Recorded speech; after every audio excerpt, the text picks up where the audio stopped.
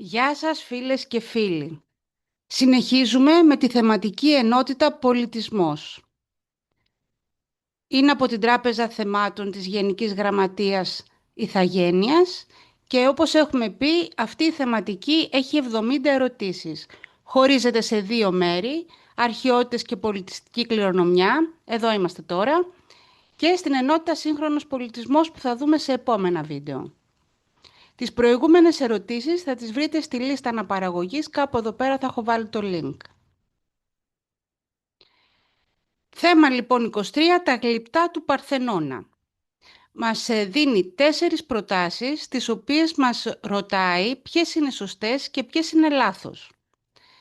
Τα γλυπτά του Παρθενώνα κλάπηκαν από το Βρετανό Λόρδο Τόμας Έλγιν. Σωστό. Προέρχονται από το ναό του Δία στην Ολυμπία. Λάθος. Είναι τα γλυπτά του Παρθενώνα. Βρίσκονται σήμερα στο Βρετανικό Μουσείο στο Λονδίνο. Σωστό. Δεν είναι επισκέψιμα για το κοινό. Λάθος. Το πρόβλημα είναι ότι παρά είναι επισκέψιμα. Ποια είναι τα γλυπτά του Παρθενώνα? Εδώ στη φωτογραφία βλέπετε τον Παρθενώνα όπως θα έπρεπε να είναι. Αλλά δεν είναι, γιατί οι πλάκες, ας το πούμε από εδώ, διάκοσμος, ο γλυπτός διάκοσμος, έχει κλαπεί πριν η Ελλάδα γίνει ανεξάρτητο κράτος.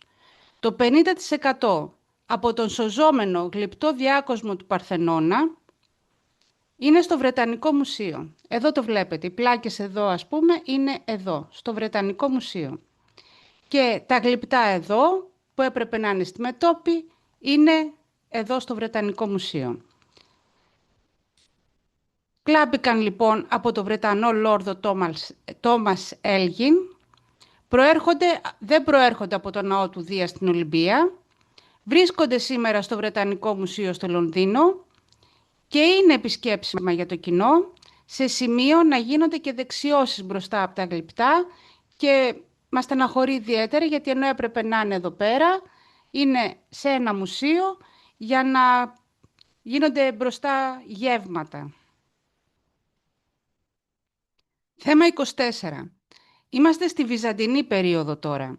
Πάλι μας δίνει 4 προτάσεις, τις οποίες ζητάει να πούμε ποιες είναι σωστές και ποιες είναι λάθος. Αφορά στο κάστρο της Μονεμβασιάς, στο Βυζαντινό ναό και πώς τοποθετούνται οι εικόνες στο τέμπλο, στο ναό της Αγίας Σοφίας, αν είναι βασιλική με τρούλο. Ναι, είναι βασιλική με τρούλο, οι περισσότερες εκκλησίες είναι βασιλικές με τρούλο. Μόνο σε κάτι ξοκλήσια και κάτι μικρές εκκλησίες δεν είναι βασιλικές με τρούλο. Στον Άγιο Όρο σώζονται βυζαντινά παλάτια. Είναι Άγιο. Το Όρος δεν είναι παλάτια, είναι μονές και εκκλησίες. Ας τα δούμε λίγο αναλυτικά.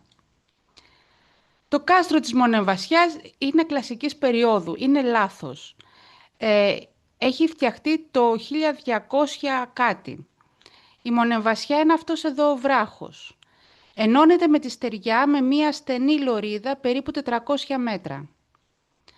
Φτιάχτηκε ένα κάστρο και μια πολιτεία, καστροπολιτεία που λέμε. Δηλαδή το κάστρο και τα περίχωρα. Εδώ πέρα σε αυτή τη στενή λωρίδα την κόψανε έτσι ώστε να δημιουργήσουν μια φυσική τάφρο που προστατεύει το κάστρο. Είναι λοιπόν μεσαιωνικής περίοδου. Στο Βυζαντινό ναό οι εικόνες τοποθετούνται στο τέμπλο. Είναι σωστό.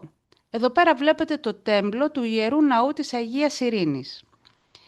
Το τέμπλο είναι το εικονοστάσι που βάζουμε εικόνες που κρύβουν το ιερό. Πίσω από εδώ, πίσω από το τέμπλο, υπάρχει το ιερό που δεν το βλέπουμε εμείς που εκκλησιαζόμαστε, που παρακολουθούμε τις λειτουργίες. Τοποθετούνται λοιπόν στο τέμπλο και έχουμε την εικόνα του Ιησού και δίπλα πάντα έχουμε την εικόνα του Ιωάννη του Προδρόμου και από την άλλη πλευρά έχουμε την εικόνα της Παναγίας και δίπλα στην εικόνα της Παναγίας έχουμε τον Άγιο ή την Αγία που είναι αφιερωμένος ο ναός. Στην περίπτωσή μας η Αγία Ειρήνη. Ο ναός της Αγίας Σοφίας στην Κωνσταντινούπολη ανήκει στον αρχιτεκτονικό τύπο βασιλική με τρούλο. Ναι, Είναι σωστό.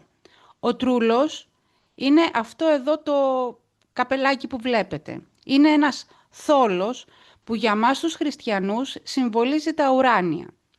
Τι είναι η βασιλική? Η βασιλική ήταν ρωμαϊκά οικοδομήματα τα οποία χρησιμοποιούνταν για κοινούς σκοπούς. Γινόντουσαν τελετές, γινόντουσαν συναθρήσεις, συγκεντρώσεις. Η βασιλική είχε 3 κλίτη. 1, 2, 3. Χωριζόταν δηλαδή σε 3 μέρη.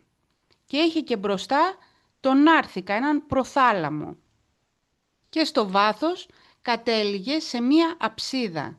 Στην αψίδα σήμερα είναι το ιερό. Δηλαδή χρησιμοποιήσαμε τον τύπο βασιλική των Ρωμαίων για να φτιάξουμε τις δικές μας εκκλησίες.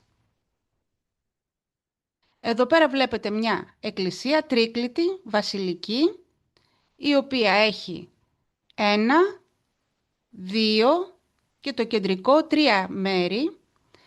Έχει και ιονοστοιχίες για να στηρίζεται καλά. Έχει και γυναικονίτη το λέμε. Και εδώ πέρα καταλήγει σε μία αψίδα. Σε αυτή την αψίδα είναι το ιερό. Και όπως βλέπετε εδώ κλείνει με το τέμπλο που έχει τους Αγίους.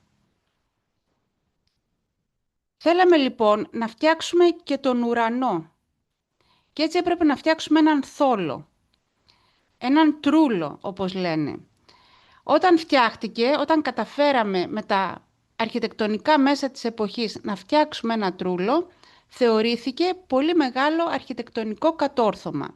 Βέβαια, ο τρούλος της Αγίας Σοφίας έχει καταρρεύσει αρκετές φορές μέχρι να μπορέσουν να το στηρίξουν γερά και να μην μας έρχονται στο κεφάλι. Τελικά τα καταφέραμε.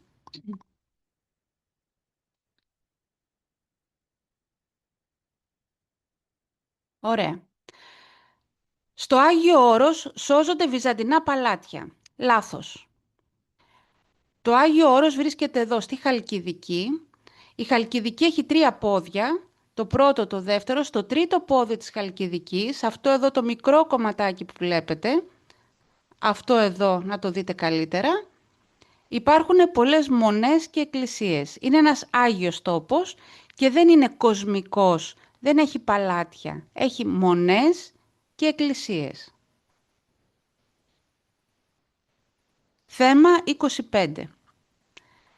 Μας δίνει 2 στήλες. Στο ένα υπάρχουν οι αρχαιολογικοί χώροι και στο άλλο υπάρχουν οι περιοχές που βρίσκονται οι αρχαιολογικοί χώροι.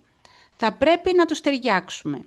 Θα πρέπει να πούμε ότι η Βεργίνα είναι στη Μακεδονία, η Ολυμπία είναι στην Πελοπόννησο, η Δελφή είναι στη στερεά Ελλάδα και η Κνωσσός που έχουμε δει και σε άλλες ερωτήσεις είναι στην Κρήτη.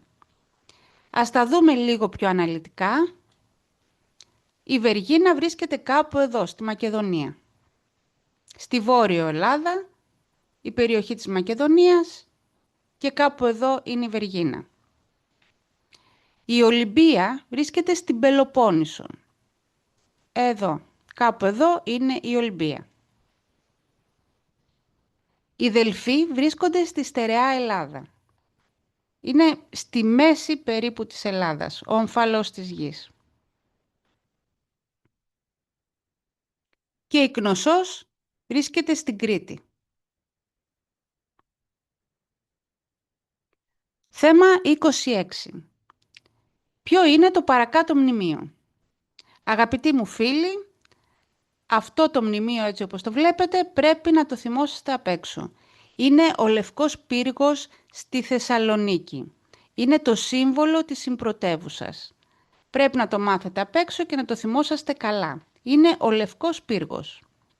Εδώ τον βλέπετε και σε άλλες φωτογραφίες. Είναι το σύμβολο της συμπρωτεύουσας της Θεσσαλονίκης. Θέμα 27. Τώρα, σας ρωτάει για τις εικόνες του 14ου αιώνα. Σε ποιο μουσείο μπορείτε να δείτε εικόνες του 14ου αιώνα? Η παγίδα είναι το εικόνες Τι θα πει εικόνες? Εικόνες το λέμε στην καθομιλουμένη. Είναι μέσα στη γλώσσα μας. Εικονίζομαι στον καθρέφτη. Βλέπω μία εικόνα. Ταιριάξτε τις εικόνες που είναι και σε ερωτήσεις. Τι βλέπετε σε αυτή την εικόνα? Τι δείχνει η εικόνα? Είναι μία λέξη που είναι στην καθομιλουμένη. Όμως σημαίνει επίσης και την αγιογραφία. Την εικόνα που έχει θρησκευτικό θέμα και είναι φτιαγμένη από ξύλο και τέμπερα. Οι εικόνες είναι και όρος στην διεθνή βιβλιογραφία. Οι Άγγλοι, ας πούμε, όταν θέλουν να μιλήσουν για αγιογραφίες, λένε icon, δεν λένε picture, image. Το ίδιο και στα γαλλικά. Δεν λένε image, λένε picture, ούτε picture, λένε εικόν. Εντάξει, είναι ορολογία. Και φυσικά θα τις βρείτε στο Βυζαντινό και Χριστιανικό Μουσείο, γιατί είναι κάτι που αφορά στην θρησκεία μας. Εδώ βλέπετε εικόνες από το Βυζαντινό και Χριστιανικό Μουσείο, τα εισόδια της Θεοτόκου, η γέννηση, η Σάδου Κάθοδος, είναι από ξύλο, είναι ζωγραφισμένες με τέμπερα και έχουν και χρυσά φύλλα πάνω. Αυτές είναι οι εικόνες. Άρα, αν θέλετε να δείτε εικόνες, είτε του 11ου, είτε του 12ου, είτε του 14ου αιώνα, θα πάτε στο Βυζαντινό και Χριστιανικό Μουσείο. Είναι ένα υπέροχο μουσείο. Εδώ πέρα σας δίνω και την ιστοσελίδα του, για να το επισκεφτείτε και διαδικτυακά, άμα θέλετε. Θέμα 28. Να αναγνωρίσετε ποια είναι η χρήση του ψηλού κτίσματος που βρίσκεται μπροστά από το ναό. Αυτό εδώ το κτίσμα. Αυτό εδώ είναι το καμπαναριό και στα ελληνικά λέγεται κοδονοστάσιο. Κοδονοστάσιο και καμπαναριό είναι το ίδιο πράγμα. Είναι αυτό το ψηλό κτίριο που έχει κάθε ναός. Εδώ βλέπετε το καμπαναριό του Αγίου Δημητρίου και εδώ τη Μητρόπολη που έχει δύο καμπαναριά. Καμπαναριό βγαίνει από το λατινικό καμπάνα και έχουμε βάλει την ελληνική κατάληξη ριό, καμπαναριό. Η ελληνική λέξη ολόκληρη είναι κοδονοστάσιο, κοδονοστάσιο. Όπως λέμε χτυπάω το κουδούνι, από το κουδούνι, κοδονοστάσιο. Αυτά για σήμερα. Εάν έχετε απορίες, έχετε ερωτήσεις, γράψτε στα σχόλια κάτω από αυτό το βίντεο. Δίπλα στην περιγραφή θα βρείτε και quiz για να ελέγξετε ευχάριστα τις γνώσεις σας και να κάνετε γρήγορες επαναλήψεις. Τα βίντεο αυτά είναι δωρεάν και ελεύθερα. Μπορείτε να τα κοινοποιήσετε σε όποιον ενδιαφέρεται. Επίσης στο κανάλι υπάρχει και η λίστα αναπαραγωγής με τα 50 θέματα κατανόησης προφορικού λόγου. Δεν είναι 50, είναι 50 επί 2, γιατί κάθε θέμα έχει δύο μέρη, το α και το β. Και αυτά είναι δωρεάν και ελεύθερα στο διαδίκτυο. Και φυσικά, όπου μου επιτρέπετε, έχω βάλει και κάποια quiz για ευχάριστη μάθηση. Σας ευχαριστώ που παρακολουθήσατε και σας εύχομαι καλή επιτυχία στις εξετάσεις σας.